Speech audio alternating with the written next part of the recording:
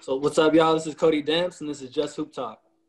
All right, guys, welcome to another episode of Just Hoop Talk. You're with Justin Henry, Will Thompson, and today we'll be going over the Sacramento Kings and what's next for them this upcoming season.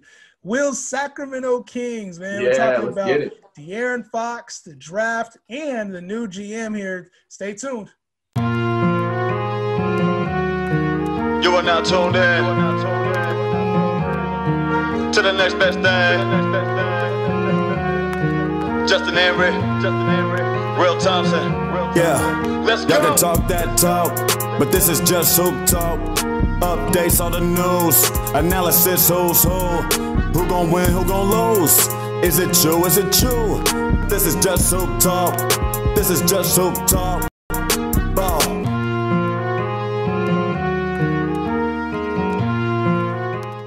All right, guys, so the Sacramento Kings, man, a disappointing season. A lot of people had them pegged to be right there in the playoff picture. And yeah, they went to the bubble, but it wasn't anything close to a playoff appearance, man. Will, what were your thoughts on the Sacramento Kings last season, man? Yeah, it was definitely a disappointing finale to the season. They were involved with the bubble, which was, I guess, good, but they didn't show up to the bubble at all. High hopes for that team, and just, again, we're let down. But what else is new here in Sacramento? This is currently the longest playoff drought in the NBA, 14 years and counting. It's been a long time, man. Like, there's young fans here in Sacramento who have never seen this team in the playoffs. So, like, that's absurd, man. We got to get this shit righted in the right direction for sure, man. Man, it was disappointing to see the playoff. You know, they brought no energy to the playoffs, to the bubble, man. And they had an opportunity. You saw the Suns come with that different energy, went 8-0. Yep. And it was like, you know, I think before the bubble started, they had no chance. Remember, it was like no chance to make the playoffs, and they felt disrespected. Yep. But it's like, with this Kings team, you're kind of starting to see, like, there are no expectations for this team. They don't even really truly believe in themselves, it feels like. And when you look at the play of, you know, DeAaron Fox, Buddy Hield, Harrison Barnes, it just looks like a match that does not work. It doesn't all, gel well together. And Luke Walton being at the helm, the players, I don't know if they really believed in him, man. So it'll be interesting to see, like, how they rebound next season. And you had a lot of players upset. Bogey was upset. Buddy was upset. It's like DeAaron, who knows what's going on in his head. Bagley was upset. Yeah. You think these guys have what it takes to turn around with the current players that they have in place? I mean, the scary thing about the Kings is the West is getting better, man. You look at the teams that were in the playoffs this year and you think, who the hell's coming out of the playoffs? Because the Warriors are getting in the playoffs again next year. Yeah. And the Suns look like a legitimate playoff team next year. So that's two spots. Like, Pelicans coming in high. Who's coming out? The Pelicans look good. They look good enough to be in the playoffs. So that's three teams that are good enough to get into the playoffs this year.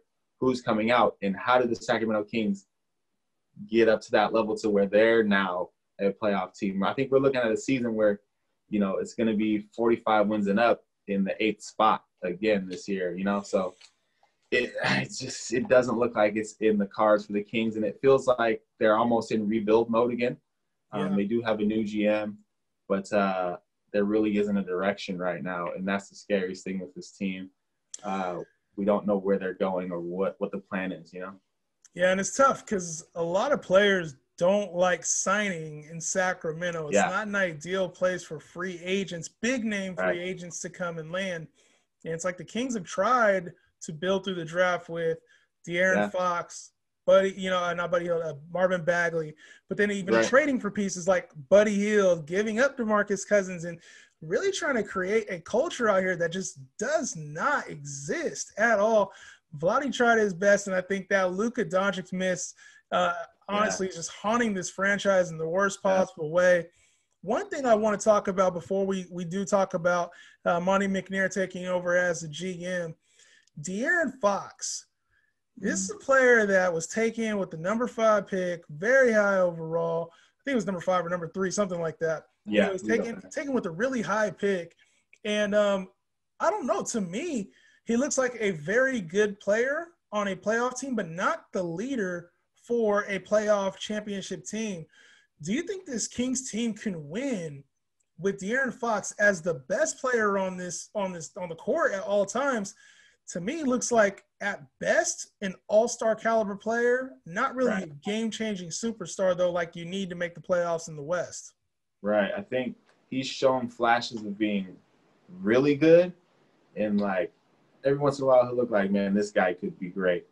But he also he's injured a lot. He disappears from time to time. He'll disappear for games, man. Like game back to back, like multiple games in a row.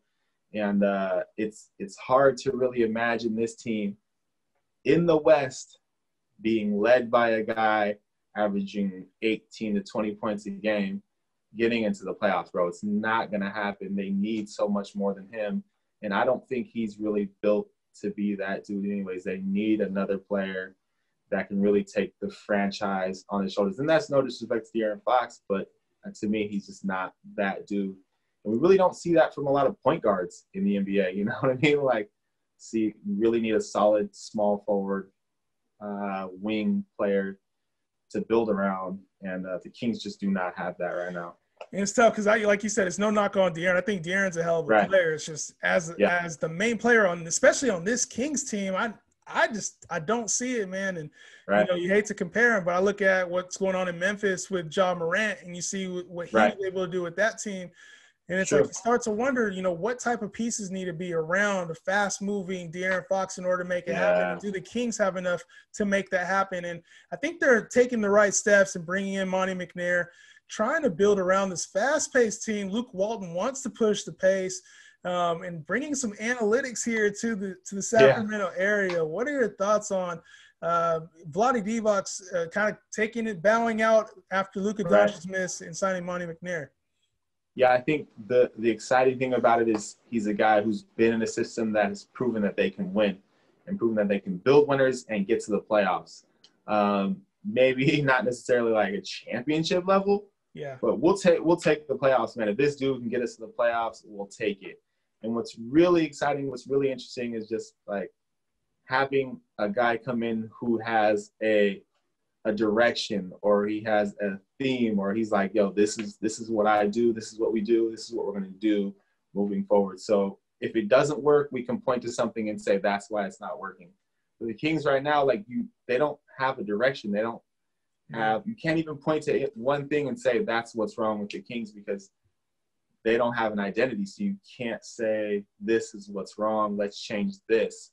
Like at this point, it's just everything needs to be changed from the top all the way to the bottom. So now hopefully he's able to establish an identity and a direction, and we can try that. And if it doesn't work, we can say, okay, cool, that doesn't work. Well, I think you make a really good point that there was no identity, and it's tough because when you go through bad coaching decisions, when you let go of good coaches, when you trade good talent away, when you re-sign bad talent or talent that doesn't necessarily help the direction of the team, it does make for a mixed culture, because you're wondering, okay, well, what are we working towards? You sign a vet here and you sign a young player, like you draft a player that doesn't fit the mold here, and you have double up on talent when you sign a Dwayne Dedman and then you sign Rashawn Holmes. It's like, what are you doing? You have Bogey out there with Buddy Hield, and you're signing Corey Joseph to supplant DeAaron Fox, which are two totally different type of point guards. And you're signing Harrison Barnes and Buddy Hield to long-term contracts and telling the fans, hey, we're trying to build for the future. And it's like, you're not really signing real talent out of that $80 million you just put towards those two players. You're not really having any true success. And so what are you telling the fans at that point? And I think that's where bringing in a leader like Monte McNair is going to help. Somebody who's going to say, you know what, this is what we need. Let's get all these contracts off the books. And hopefully, for the Kings' sake, they start to draft well. And it starts in this draft right here. They have the number 12 pick. What do you think that the Kings address in this draft coming up? I think you made a great point, man. Like, if the Kings draft better, we're having a completely different conversation right now. Like, if the Kings pick Luka, this is a whole different conversation. So at the end of the day, like, it isn't necessarily rocket science. Like, get it right in the draft and you'll be all right. So hopefully this new regime is able to get things right in the draft. this isn't the deepest draft ever. I don't see a ton of high-level talent, and so I think they're going to have to take a risk on some guys. And I like RJ Hampton. I like his upside. If they miss on him, I don't think it's that big of a deal. They're still rebuilding. Like they have other needs and other places that they need to develop guys. So I don't think it's a big deal. I'd rather see them take a risk on a guy who could potentially be a legitimate all-star player. You know what I mean? Like he has that type of ceiling. So I'm all in on the risk factor. So I'd like to see that. Well, I think a good two-guard would make a difference, really good difference for this team. Obviously, they have Buddy, and who knows if they insert him into the starting lineup. But it looks like Bazemore is out. Bogey's probably on his way out. And they're going to need some wing play, man, especially if they do believe that Bagley, Rashawn Holmes can be the guys down low. And they've already paid Harrison Barnes to be there, kind of be that 3-and-D guy there in the middle. And obviously, if they're believing in DeAaron Fox to be the guy, we're going to find out this year. So I wouldn't be surprised if DeAaron Fox got moved, though, man. There's been a lot of talk about it. And it wouldn't shock me him being on the back end of his rookie deal and them trying to acquire a big-name superstar. Not sure who would really be the perfect fit for the Kings, and that'd be the tough part to figure out. But DeAaron Fox getting moved, it would not shock me if that happened. Yeah, I think Buddy is definitely on the trading block as well. Too, from what I've been hearing, he doesn't have the most friendly contract ever, which makes it tough. But if you can team that up with another guy who has kind of a bigger contract who a team's looking to get rid of, that could potentially work. I think the 76ers are interested in Buddy Hield, and I think that'd be a good fit for him, for them to pick up a shooter, because they definitely need shooters. And who the Kings get in return, Josh Richardson, Al Horford type of deal. I don't know. It really just depends on so earlier in the year, this is just a little Sacramento insider. Luke Walton is texting and calling Buddy Hield, and Buddy Hield's not responding to Luke Walton. So I don't know how bad this relationship is right now. Is it that bad to where they got to move this guy and they're desperate? I don't know, but I definitely think he's on the trading block right now, and we will see, man. Yeah, we'll see. It's gonna be a crazy offseason for the Kings. I'm not sure if this team looks the same as it did last year. To when this season starts. So who knows what's going to happen with this Kings team? All I know is they're headed for the lottery again next year. There's no way this Kings team makes the playoffs with the way they're set up. Sorry, Kings fan, there is no hope right now for this team. I think in the future there is, and it all starts with what they're able to do this year, the building blocks that they're able to acquire, and what happens, honestly, with DeAaron Fox, Buddy Hield, Marvin Bagley is going to be the story of this turnaround if the Kings are to make one. Do they keep De'Aaron Fox and get another superstar around them? They trade Bagley away? Do they trade Buddy Hield away? There's a lot to be seen here, and it all starts, I guess, with this draft coming up here very, very soon. So what do you guys think? You guys think the Kings can make the playoffs at all? Is there more than a 1% chance that they make the playoffs in the West? What do you think? What moves are they going to make? Anyway, it's been another episode of Just Hoop Talk. Make sure to subscribe. Appreciate the love, all the comments below. We love engaging with you guys, so leave us your comments, and we'll talk back. Just Hoop Talk, another edition in the books. We're out. Yes, sir. Peace.